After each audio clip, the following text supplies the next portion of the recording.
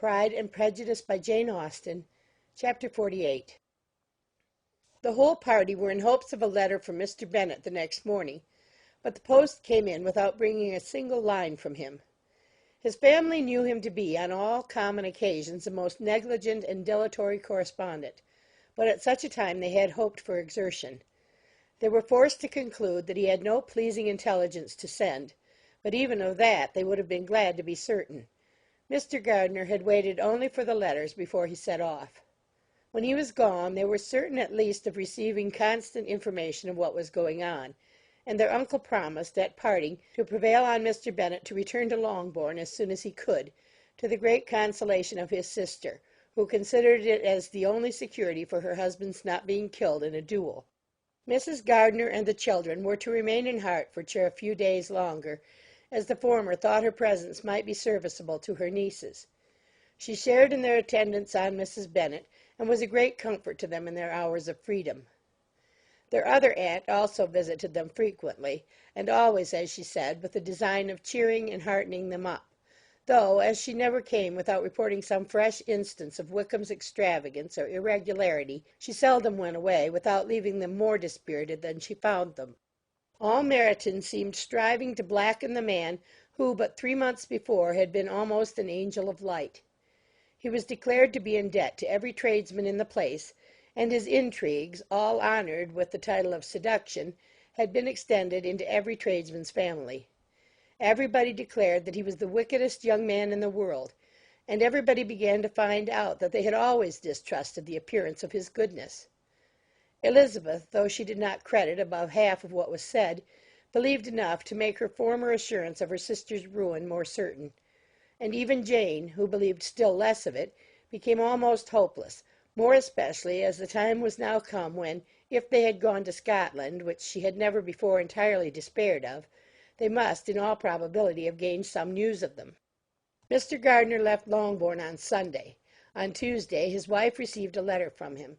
It told them that on his arrival he had immediately found out his brother and persuaded him to come to Gracechurch Street, that Mr. Bennet had been to Epsom and Clapham before his arrival, but without gaining any satisfactory information, and that he was now determined to inquire at all the principal hotels in town, as Mr. Bennet thought it possible they might have gone to one of them on their first coming to London, before they procured lodgings. Mr. Gardiner himself did not expect any success from this measure, but as his brother was eager in it, he meant to assist him in pursuing it. He added that Mr. Bennet seemed wholly disinclined at present to leave London, and promised to write again very soon. There was also a postscript to this effect.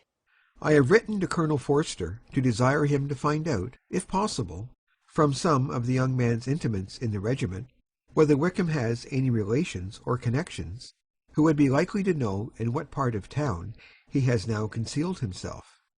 If there were any one that one could apply to with a probability of gaining such a clue as that, it might be of essential consequence. At present we have nothing to guide us. Colonel Forster will, I dare say, do everything in his power to satisfy us on this head, but on second thoughts perhaps Lizzie could tell us what relations he has now living better than any other person. Elizabeth was at no loss to understand from whence this deference to her authority proceeded, but it was not in her power to give any information of so satisfactory a nature as the compliment deserved. She had never heard of his having had any relations except a father and mother, both of whom had been dead many years. It was possible, however, that some of his companions in the shire might be able to give more information, and though she was not very sanguine in expecting it, the application was a something to look forward to. Every day at Longbourn was now a day of anxiety, but the most anxious part of each was when the post was expected. The arrival of letters was the grand object of every morning's impatience. Through letters, whatever of good or bad was to be told would be communicated, and every succeeding day was expected to bring some news of importance. But before they heard again from Mr. Gardiner, a letter arrived for their father from a different quarter, from Mr. Collins, which, as Jane had received directions to open all that came for him in his absence, she accordingly read. And Elizabeth, who knew what curiosities his letters always were, looked over her and read it likewise. It was as follows. My dear Sir, I feel myself called upon, by our relationship, and my situation in life, to condole with you on the grievous affliction you are now suffering under, of which we were yesterday informed by a letter from Hertfordshire. Be assured, my dear sir, that Mrs. Collins and myself sympathize with you and all your respectable family in your present distress, which must be of the bitterest kind, because proceeding from a cause which no time can remove. No arguments shall be wanting on my part that can alleviate so severe a misfortune, or that may comfort you under a circumstance that must be of all others the most afflicting to a parent's mind. The death of your daughter would have been a blessing in comparison to this, and it is the more to be lamented because there is reason to suppose, as my dear Charlotte informs me, that this licentiousness of behaviour in your daughter has proceeded from a faulty degree of indulgence, though at the same time, for the consolation of yourself and Mrs. Bennet, I am inclined to think that her own disposition must be naturally bad, or she could not be guilty of such an enormity at so early an age. Howsoever that may be, you are grievously to be pitied, in which opinion I am not only joined by Mrs. Collins, but likewise by Lady Catherine and her daughter, to whom I have related the affair. They agree with me in apprehending that this false step in one daughter will be injurious to the fortunes of all the others, for who, as Lady Catherine herself condescendingly says, will connect themselves with such a family? And this consideration leads me moreover to reflect with augmented satisfaction on a certain event of last November, for had it been otherwise, I might have been involved in all your sorrow and disgrace. Let me then advise you, dear sir, to console yourself as much as possible, to throw off your unworthy child from your affection forever, and leave her to reap the fruits of her own heinous offence. I am, dear sir, etc., etc. Mr. Gardiner did not write again till he had received an answer from Colonel Forster, and then he had nothing of a pleasant nature to send. It was not known that Wickham had a single relationship with whom he kept up any connection, and it was certain that he had no near one living. His former acquaintances had been numerous, but since he had been in the militia it did not appear that he was on terms of particular friendship with any of them. There was no one, therefore, who could be pointed out as likely to give any news of him, and in the wretched state of his own finances there was a very powerful motive for secrecy in addition to his fear of discovery by Lydia's relations, for it had just transpired that he had left gaming debts behind him to a very considerable amount. Colonel Forster believed that more than £1,000 would be necessary to clear his expenses at Brighton. He owed a good deal in town, but his debts of honour were still more formidable. Mr. Gardiner did not attempt to conceal these particulars from the Longbourn family. Jane heard them with horror. "A gamester!" she cried. "This is wholly unexpected. I had not an idea of it." Mr. Gardiner added in his letter that they might expect to see their father at home on the following day, which was Saturday. Rendered spiritless by the ill success of all their endeavours, he had yielded to his brother-in-law's entreaty that he would return to his family, and leave it to him to do whatever occasion might suggest to be advisable for continuing their pursuit. When Mrs. Bennet was told of this, she did not express so much satisfaction as her children expected, considering what her anxiety for his life had been before. "What? Is he coming home, and without poor Lydia?" she cried. "Surely he will not leave London before he has found them. Who is to fight Wickham and make him marry her if he comes away?" As Mrs. Gardiner began to wish to be at home, it was settled that she and the children should go to London at the same time that Mr. Bennet came from it. The coach, therefore, took them the first stage of their journey, and brought its master back to Longbourn.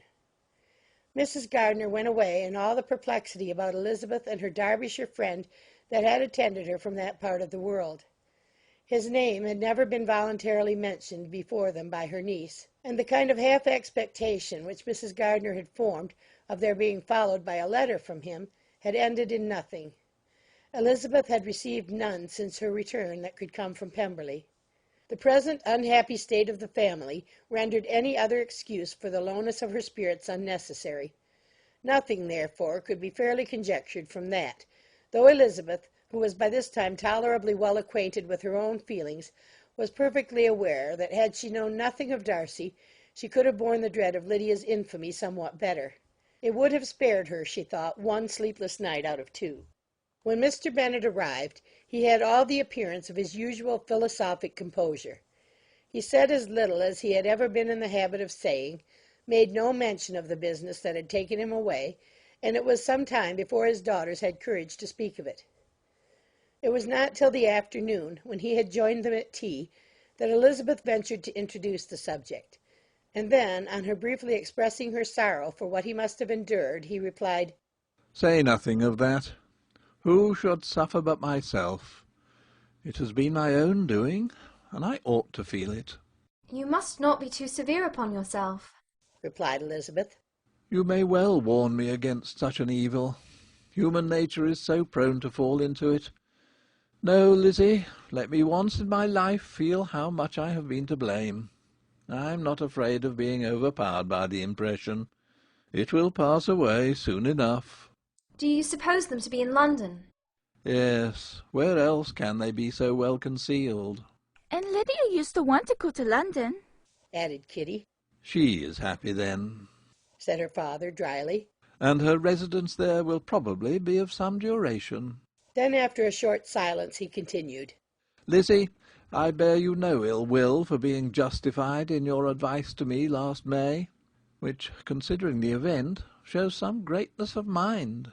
They were interrupted by Miss Bennet, who came to fetch her mother's tea. "This is a parade," he cried, "which does one good. It gives such an elegance to misfortune. Another day I will do the same. I will sit in my library, in my nightcap and powdering gown, and give as much trouble as I can. Or perhaps I may defer it till Kitty runs away." "I am not going to run away, Papa," said Kitty fretfully. "If I should ever go to Brighton, I will behave better than Lydia." "You go to Brighton? I would not trust you so near it as Eastbourne for £50. No, Kitty, I have at last learnt to be cautious, and you will feel the effects of it. No officer is ever to enter my house again, nor even to pass through the village. Balls will be absolutely prohibited, unless you stand up with one of your sisters, and you are never to stare out of doors until you can prove that you have spent 10 minutes of every day in a rational manner." Kitty, who took all these threats in a serious light, began to cry. "Well, well," said he, "do not make yourself unhappy. If you are a good girl for the next 10 years, I will take you to a review at the end of them." End of chapter 48.